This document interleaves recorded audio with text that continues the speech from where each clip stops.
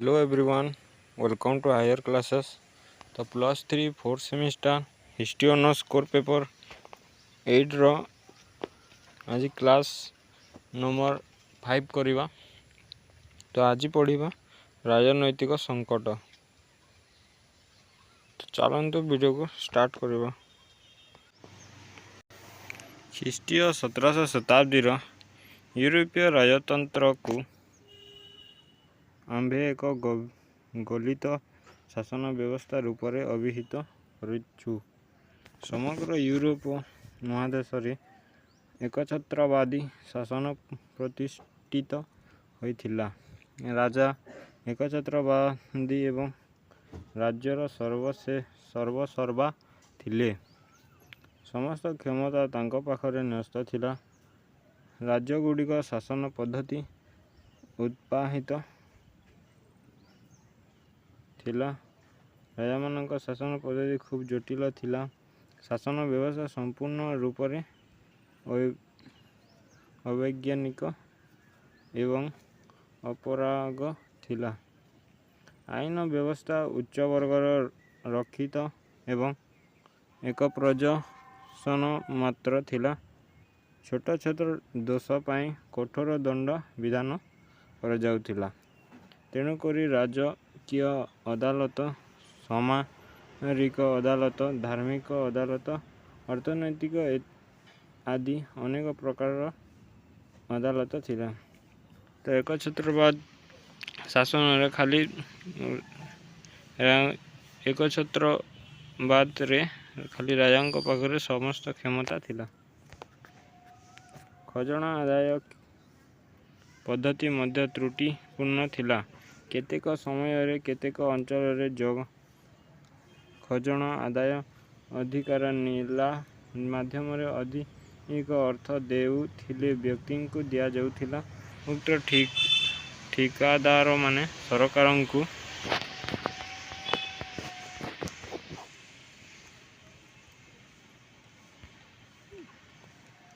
धार्य निर्दिष्ट मूल्य देउथिले।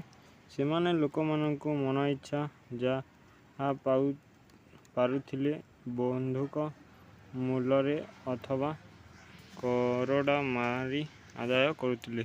तो अत्याचार करुथिले।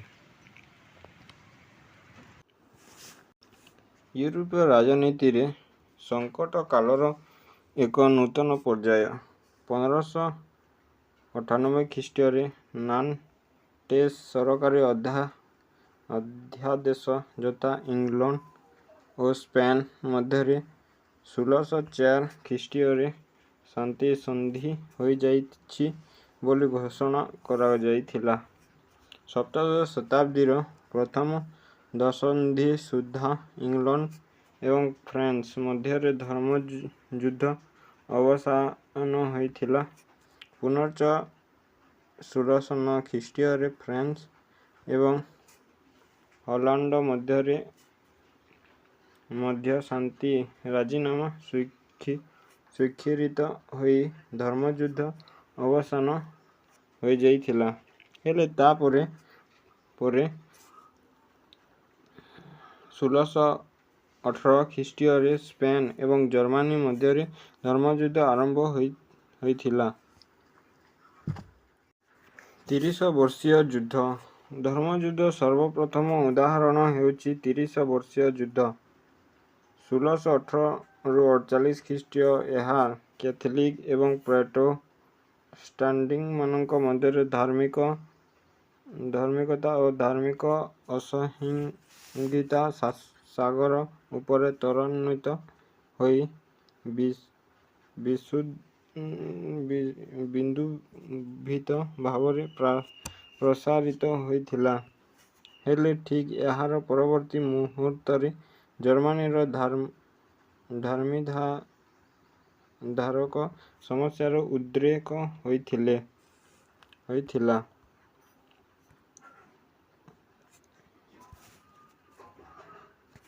जहाँकि एक अंतर्जातीय समस्यार परिणत हेबा फलरे लोके धर्म युद्ध को भूली जाइथिले।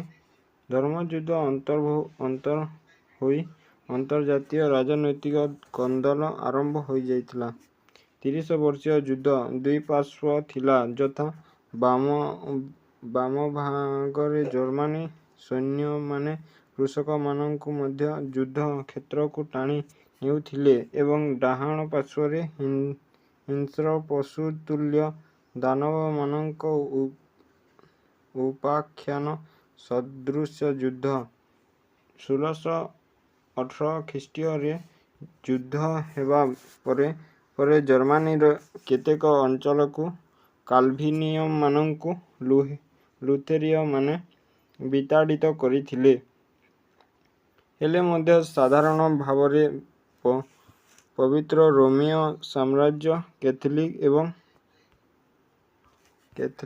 ଏବଂ ପ୍ରୋଟେଷ୍ଟାଣ୍ଟମାନଙ୍କ ମଧ୍ୟରେ ସନ୍ତୁଳନ ରହିଥିଲା ତଥା ବିଶେଷ ଧରଣର ଗଣ୍ଡଗୋଳ ମଧ୍ୟ ହୋଇନଥିଲା। ହେମେରିଆନରେ ହାବସବର୍ଗ କ୍ୟାଥୋଲିକ ଶାସନ ଚାଲୁଥିଲା। 1618 ଖ୍ରୀଷ୍ଟୀୟରେ ପ୍ଲାଟିନାଣ୍ଡୋ ବିଦ୍ରୋହୀମାନେ ଯେତେବେଳେ ବୋହେମିଆ ଉପରେ ଆକ୍ରମଣ କରିଦେଇଦେଲେ, ଜର୍ମାନୀର କ୍ୟାଥୋଲିକମାନେ ସେମାନଙ୍କୁ ଭୟଙ୍କର ଭାବରେ ପ୍ରତି-ଆକ୍ରମଣ କରିଥିଲେ। କ୍ୟାଥୋଲିକମାନେ ପ୍ରୋଟେଷ୍ଟାଣ୍ଟମାନଙ୍କୁ ଉଭୟ ବୋହେମିଆ ଏବଂ ଜର୍ମାନୀରେ ଆକ୍ରମଣ କରିଥିଲେ। ସେମାନଙ୍କୁ ଅଷ୍ଟ୍ରିଆ ଆର୍କଡ୍ୟୁକ ତଥା ହଙ୍ଗେରୀର ରାଜା ଫର୍ଡିନାଣ୍ଡ ଦ୍ୱିତୀୟ 1619 ଖ୍ରୀଷ୍ଟୀୟରୁ 1637 ଖ୍ରୀଷ୍ଟୀୟ ମୃତ୍ୟୁ ପର୍ଯ୍ୟନ୍ତ ନେତୃତ୍ୱ ପ୍ରଦାନ କରିଥିଲେ। ପବିତ୍ର ରୋମୀୟ ସମ୍ରାଟ ଏବଂ ଏକ ଜର୍ମାନ କ୍ୟାଥୋଲିକ ସଂଘ ମିଳିତ ଭାବରେ ଯୁଦ୍ଧ କରି ଏକ ଦଶନ୍ଧି ମଧ୍ୟରେ ପ୍ରୋଟେଷ୍ଟାଣ୍ଟମାନଙ୍କୁ ଜର୍ମାନୀରୁ ମୂଳପୋଛ କରିବାରେ ଅତି ନିକଟତର ହୋଇଯାଇଥିଲେ। ଫର୍ଡିନାଣ୍ଡ ଦ୍ୱିତୀୟ ସ୍ୱାର୍ଥପର ହୋଇଯାଇଥିଲେ। ଅଷ୍ଟ୍ରୋ-ହଙ୍ଗେରୀୟ ରାଜ୍ୟକୁ ଆହୁରି ଶକ୍ତିଶାଳୀ କରିବା ପାଇଁ ସେ ବୋହେମିଆରେ ପ୍ରତ୍ୟକ୍ଷ ଶାସନ ପ୍ରତିଷ୍ଠା କରିଦେଇଥିଲେ। ତାପରେ ଧୂଳିଧୂସରି ହୋଇ ପଡ଼ିଥିବା ରୋମୀୟ ସାମ୍ରାଜ୍ୟ ଯଶ ବୈଭବକୁ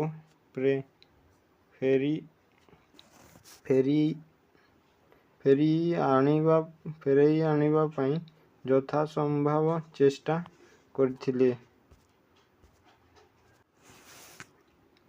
ସ୍ୱିଡେନ ଏବଂ ଫ୍ରାନ୍ସର ଯୋଗଦାନ। ସ୍ୱିଡେନ ଲୁଥେରୀୟ ପ୍ରୋଟେଷ୍ଟାଣ୍ଟ ରାଜା ଗୁସ୍ତାଭ ଆଡଲଫିସ୍ 1630 ଖ୍ରୀଷ୍ଟୀୟରେ ପ୍ରୋଟେଷ୍ଟାଣ୍ଟମାନଙ୍କ ହୃତ ଗୌରବ ଫେରାଇ ଆଣିବା ପାଇଁ ଜର୍ମାନୀକୁ ଯାତ୍ରା କରିଥିଲେ। ତାଙ୍କୁ ଅନେକ ଜର୍ମାନ କ୍ୟାଥୋଲିକ ରାଜା ସ୍ୱାଗତ କରିଥିଲେ। ସେମାନେ ଧାର୍ମିକ ସନ୍ତୁଳନ ଓ ଶାନ୍ତି ପ୍ରତିଷ୍ଠା କାମନା କରୁଥିଲେ।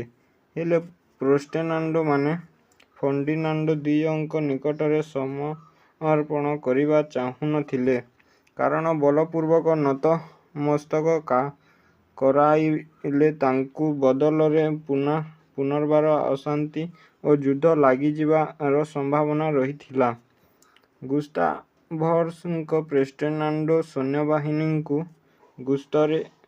ଗୁପ୍ତରେ ଫ୍ରାନ୍ସର ଧାର୍ମିକ ସହାୟତା ଯୋଗାଇ ଦେଉଥିଲେ।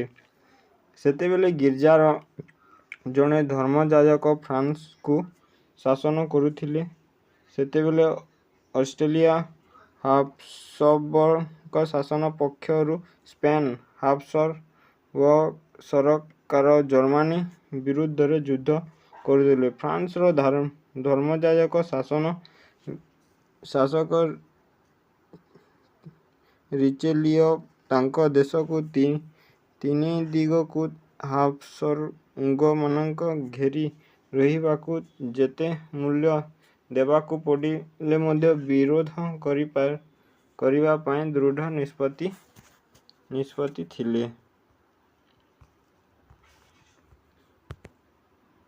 ଜର୍ମାନୀରେ ଯୁଦ୍ଧ ସ୍ୱରୂପ 1618 ଖ୍ରୀଷ୍ଟୀୟରୁ 1648 ଖ୍ରୀଷ୍ଟୀୟ ପର୍ଯ୍ୟନ୍ତ ଚାଲିଥିବା ଏହି ଯୁଦ୍ଧରେ ଜର୍ମାନୀ ବହୁତ ଯନ୍ତ୍ରଣା ଭୋଗିଥିଲା।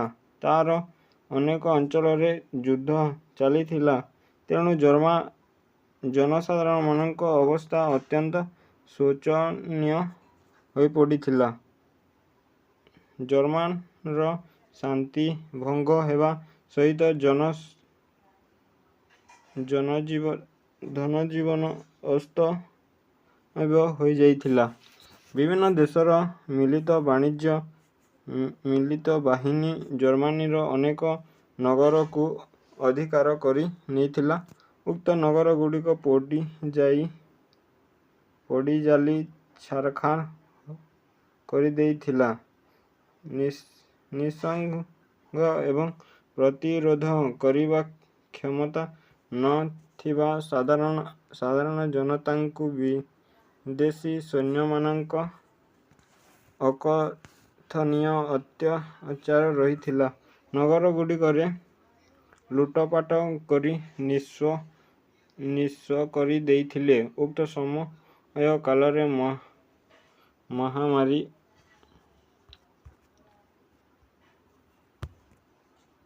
ମହାମାରୀ ରୋଗ ଜର୍ମାନୀର ବ୍ୟାପି ଯାଇଥିଲା। ତେଣୁ ଉଭୟ ମହାମାରୀ ପ୍ଲେଗ ରୋଗ ଏବଂ ଆକ୍ରମଣକାରୀ ଇଂଲାଣ୍ଡମାନଙ୍କ ହାତରେ ହଜାର ହଜାର ସଂଖ୍ୟାରେ ଲୋକେ ମରୁଥିଲେ।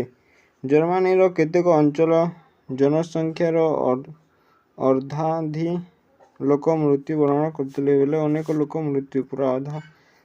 ମୃତ୍ୟୁ କରିଥିଲେ। ୱେଷ୍ଟଫାଲିଆ ସନ୍ଧି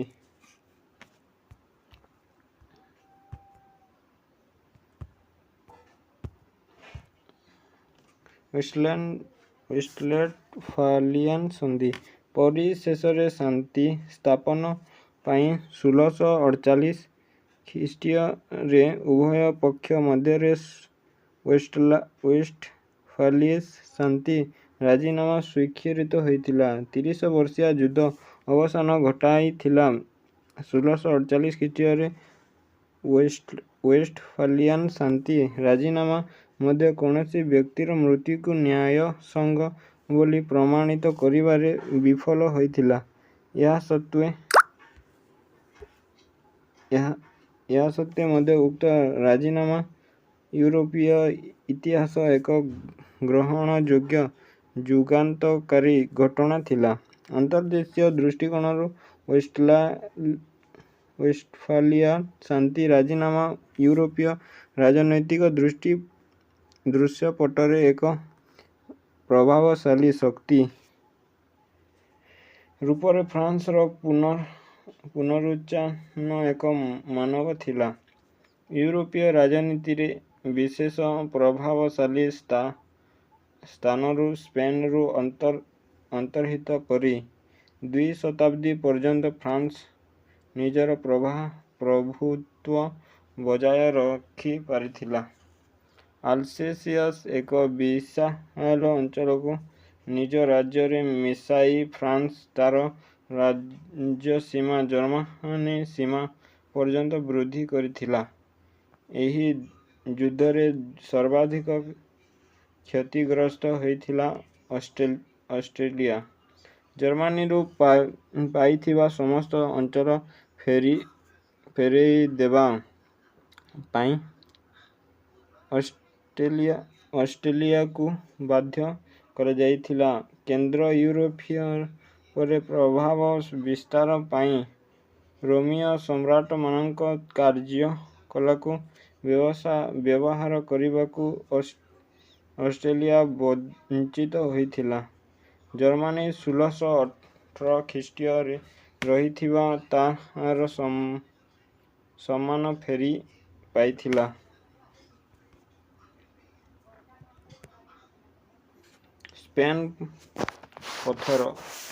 ସ୍ପେନ୍ ପତନ। ସ୍ପେନ୍ର ରାଜୁତି କରୁଥିବା ହାବସବର୍ଗମାନେ ବିଶେଷ ରୂପରେ କ୍ଷତିଗ୍ରସ୍ତ ହୋଇଥିଲେ। ଯୁଦ୍ଧରେ ବିଜୟ ହେବା ନିଶାରେ ସେମାନେ ତାଙ୍କ ଧନସମ୍ପତ୍ତି ଆଦି ସର୍ବସ୍ୱ ବିନିଯୋଗ କରିଦେଇଥିଲେ। ଯୁଦ୍ଧରେ ପରାଜୟ ତଥା ଅର୍ଥନୈତିକ ମେରୁଦଣ୍ଡ ଭାଙ୍ଗି ପଡ଼ିବା ଯୋଗୁଁ ସ୍ପେନ୍ ଆଉ କେବେ ୟୁରୋପୀୟ ପ୍ରଭାବଶାଳୀ ଅଥବା ବୃହତ୍ ଶକ୍ତି ରୂପରେ ଉଭା ହୋଇପାରି ନଥିଲା। ଏପରି ସ୍ପେନୀୟ ଅଜେୟ ନୋଭେଲା 1600 ଖ୍ରୀଷ୍ଟୀୟରେ ଧ୍ୱଂସପ୍ରାପ୍ତ ହେବା ପରେ ମଧ୍ୟ ସ୍ପେନ୍ ଯଶ, ଗୌରବ ଓ ପ୍ରତିପତ୍ତିରେ ବିଶେଷ କିଛି ପ୍ରଭାବ ପଡ଼ି ନଥିଲା। ତଥାପି ମଧ୍ୟ କେବଳ ୟୁରୋପୀୟ ନୁହେଁ, ସମଗ୍ର ବିଶ୍ୱରେ ଏକ ଶକ୍ତିଶାଳୀ ଏବଂ ଅଜେୟ ରାଷ୍ଟ୍ର ହୋଇ ରହିଥିଲା। ହେଲେ ଅର୍ଦ୍ଧଶତାବ୍ଦୀ ପରେ ଅର୍ଥାତ୍ 30 ବର୍ଷୀୟ ଯୁଦ୍ଧରେ ପରାୟଣ ପରେ ତାର ଯଶ ଗୌରବ ଧୂଳିସାତ୍ ହୋଇଯାଇଥିଲା। ମେରୁଦଣ୍ଡ ଭାଙ୍ଗିବାକୁ ଅଷ୍ଟାଶତାବ୍ଦୀ ଆଉ ଭବିଷ୍ୟତରେ ଛିଡ଼ା ହୋଇ ପାରିନଥିଲା ଅର୍ଥାତ୍ ବୃହତ୍ ଶକ୍ତିରେ ପରିଣତ ହୋଇପାରି ନଥିଲା।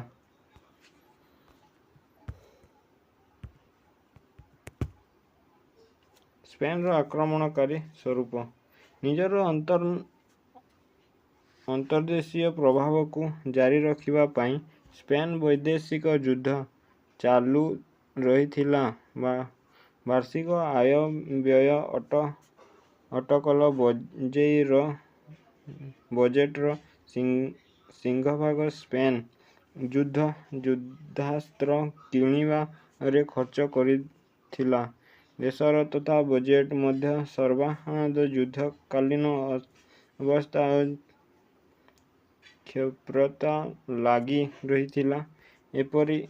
ଏପରିକି କିଛି ପରିମାଣରେ ଶାନ୍ତିପୂର୍ଣ୍ଣ ବର୍ଷ 1608 ଖ୍ରୀଷ୍ଟୀୟରେ ମଧ୍ୟ ଦେଶର ସମଗ୍ର ଆୟ 7 ନିୟୁତ ଡୁକାଟ୍ ସ୍ପେନୀୟ ମୁଦ୍ରା ମଧ୍ୟରୁ 4 ନିୟୁତ ଡୁକାଟ୍ ସାମରିକ ଖର୍ଚ୍ଚ କରିଦେଉଥିଲା। ଏହା ଜ୍ୱଳନ୍ତ ଉଦାହରଣ ଥିଲା ଯେ 1643 ଖ୍ରୀଷ୍ଟୀୟର ରୋକ୍ରିୟ ଯୁଦ୍ଧରେ ସ୍ପେନ୍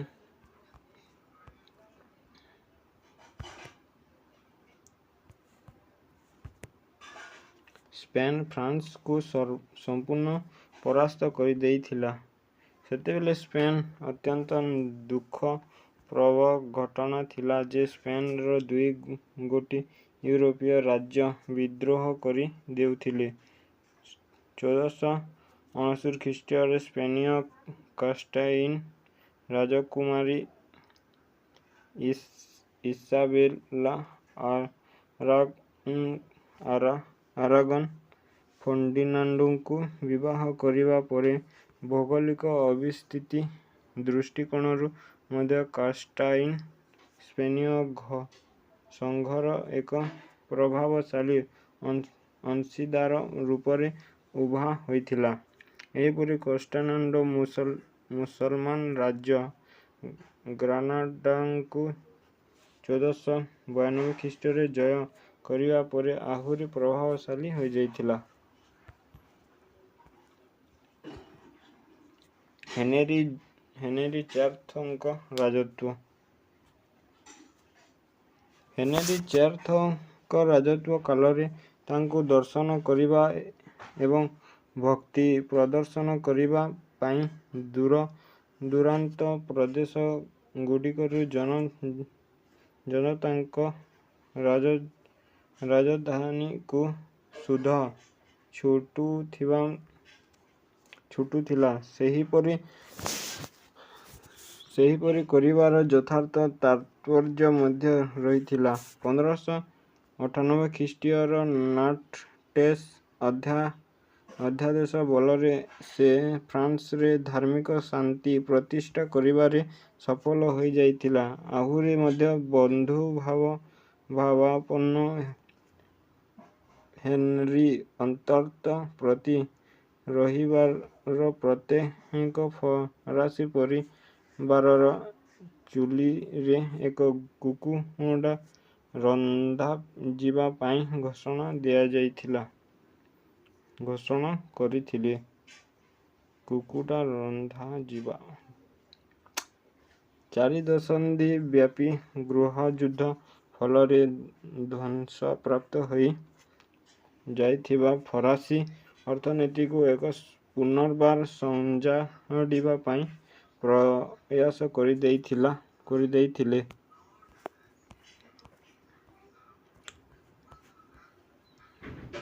ତ ନେକ୍ସଟ କ୍ଲାସରେ ବାକି ପଢ଼ିବା।